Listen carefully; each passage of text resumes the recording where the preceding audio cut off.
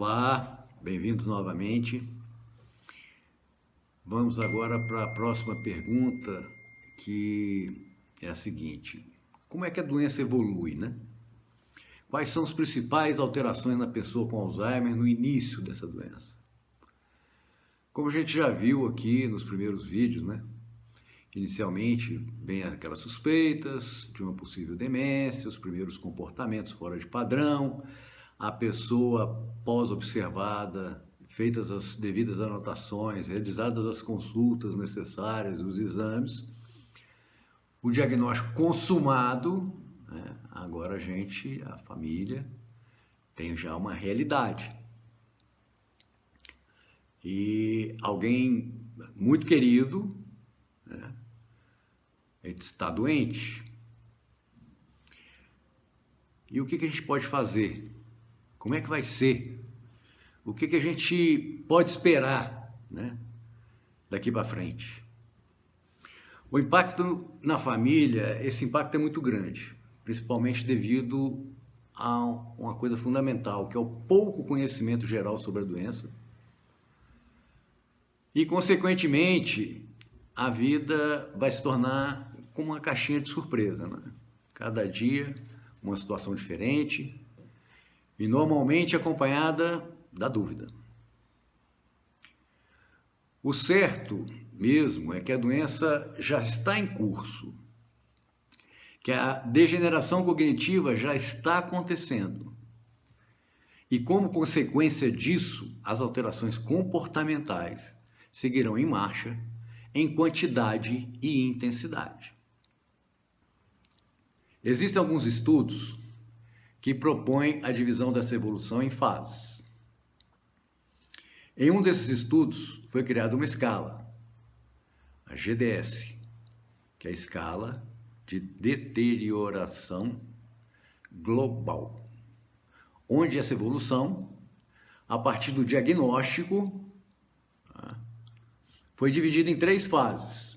Ela tem uma fase pré-clínica, uma fase anterior, que ainda não é efetivamente a doença, mas ela, a partir daí, do diagnóstico, ela é dividida em 3 fases. A inicial, que é quando a pessoa tem um declínio leve, a intermediária, que é um declínio moderado, e a grave, que é como o nome diz, um declínio grave. A gente vai falar um pouco hoje o que acontece com as pessoas na fase inicial, para que vocês tenham ciência dos sintomas apresentados pelo nosso ente querido aí nessa fase. Vamos lá. Alguns problemas com palavras e diminuição da capacidade de raciocínio. Eles ficam facilmente frustrados pelas mudanças de planos ou mudanças de rotina. Procuram sempre a reafirmação, né? Porém, eles não aceitam ser controlados. Inicialmente, eles lidam bem com a higiene pessoal e as atividades do dia a dia. Com o passar do tempo, ainda conseguem fazer a higiene pessoal, mas com supervisão e dicas. E é muito comum recusarem ajuda. Eles podem subestimar as suas próprias habilidades. Quando eles vêm e você propõe alguma coisa, eles ficam inseguros e falam: não quero fazer, não vou fazer. Procuram figuras de autoridade quando chateados ou frustrados. Eles procuram sempre alguém que eles sintam conforto, que seja uma pessoa forte do lado deles. Apontam os erros dos outros, mas não percebem o seu próprio comportamento. Eles podem ter alguma consciência de que tem, por exemplo, alguma coisa errada, mas eles não vão se culpar, eles vão culpar os outros. Não conseguem se lembrar de novas regras, locais, planos, discussões, fatos. Não conseguem se lembrar o que aconteceu, né? eles não registram mais. Como também, né, aqueles mais, têm um papel assim, um pouco mais despertos, né? Eles podem se lembrar de alguma coisa erradamente, só para não falar que não está lembrando, né? Conseguem executar as tarefas, porém, a qualidade começa a ser um problema.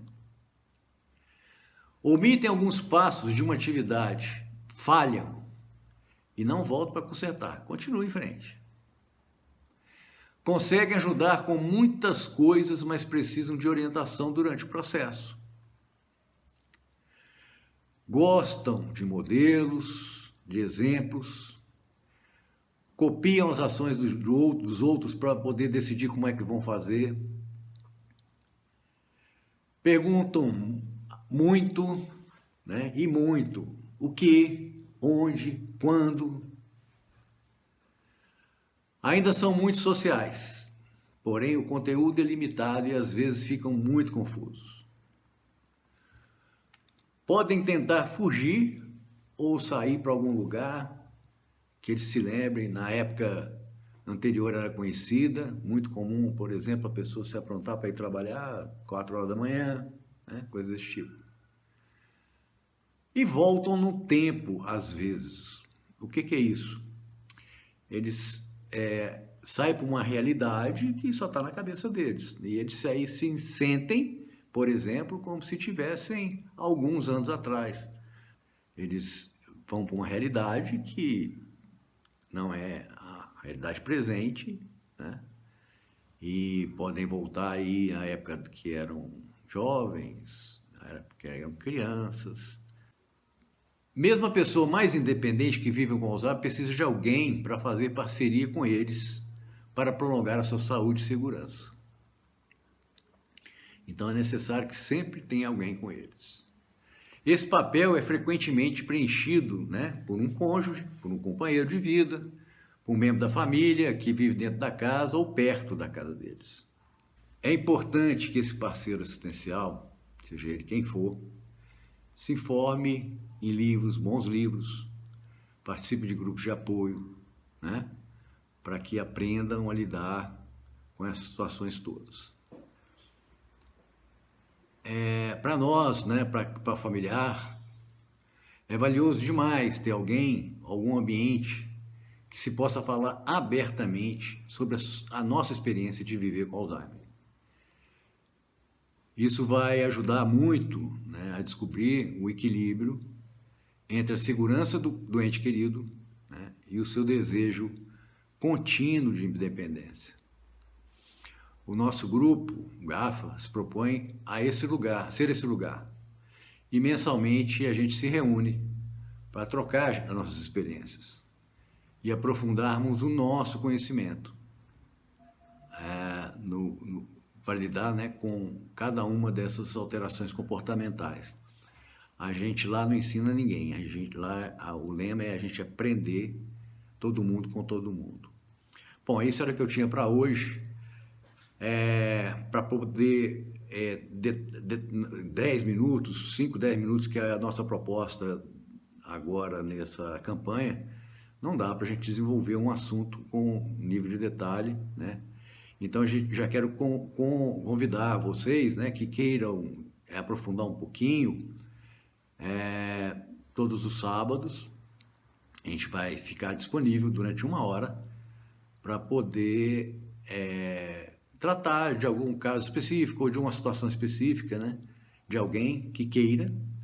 Então, a gente vai estar lá à disposição e espero que quem tiver ainda alguma dúvida a respeito do que foi falado até aqui, que no próximo sábado encontre com a gente, que a gente vai estar no Zoom, né, para poder bater um papo com vocês.